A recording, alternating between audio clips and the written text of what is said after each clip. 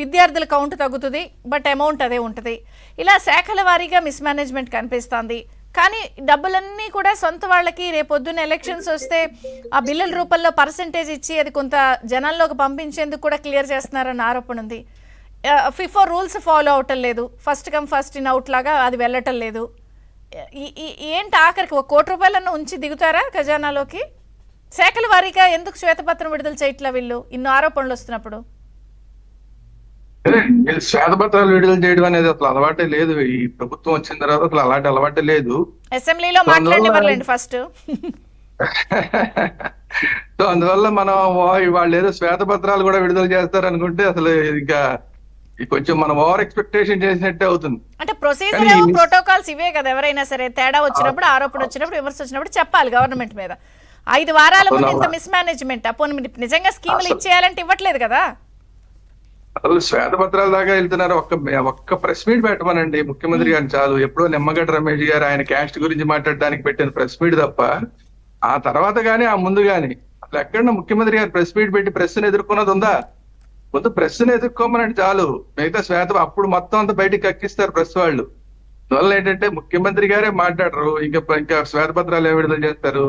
ఇది ఇప్పుడు మాటలు చాలా మంది వైసీపీ వాళ్ళే మాట్లాడుకుంటుంది ఏంటంటే మాకేమయ్యా, మాకు శుభ్రంగా మా క్యాండిడేట్లకి వాళ్ళు గెలిచినా పర్వాలేదు, ఓడినా పర్వాలేదు, గెలిచినా హ్యాపీ, ఓడినా హ్యాపీ అంటున్నారు.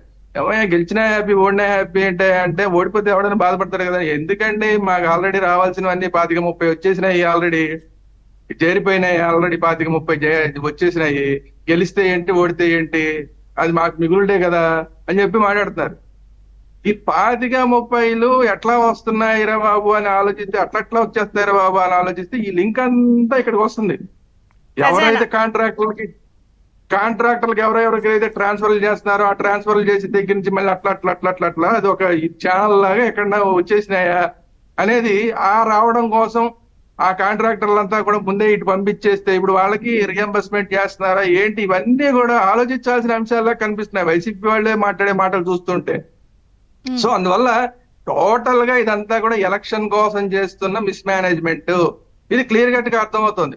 ఈ ఎలక్షన్ కోసం మనని బలిపశువులు చేస్తున్నారు అని అర్థమైన తర్వాత కూడా ఈ రాష్ట్రంలో ఉద్యోగస్తులు గనక ఇంకా ఏదో జరుగుతుందని అనుకుని ఇంకా లాస్ట్ టైం మేమే నొక్కేసాం, మేమే చేసేసాం అని బయటకు వచ్చి మాట్లాడారు కదా, మేమే అన్ని ఈ ప్రభుత్వాన్ని మేమే తీసుకొచ్చామని మాట్లాడారు కదా, వాళ్ళందరూ కూడా ఈ రోజు బుద్ధి తెచ్చుకోవాలి. మీరే కదా తీసుకొచ్చారు ఈ ప్రభుత్వాన్ని, మరి మీకే ఏం జరుగుతుందో ఆలోచించండి. ఇప్పుడు పెన్షనర్లు అయిపోయారు, పెన్షనర్ల పరిస్థితి ఏంటి ఆలోచించండి. అసలు రిటైర్మెంట్ అవుదాం అనుకున్న వాళ్ళు కూడా వాలంటీర్ రిటైర్మెంట్ అవుదాం అనుకున్న వాళ్ళు కూడా ఈ రాష్ట్రంలో అవడానికి భయపడుతున్నారు, పని చేయలేని వాళ్ళు కూడా. ఎందుకంటే అసలు వాలంటీర్ రిటైర్మెంట్ అయితే మనకి రావాల్సిన పేమెంట్లన్నీ వస్తాయా రావా, ఎన్ని సంవత్సరాలకు వస్తాయి, ఎన్నాళ్ళకి వస్తాయని భయంతో అలాగే పనిచేస్తారు.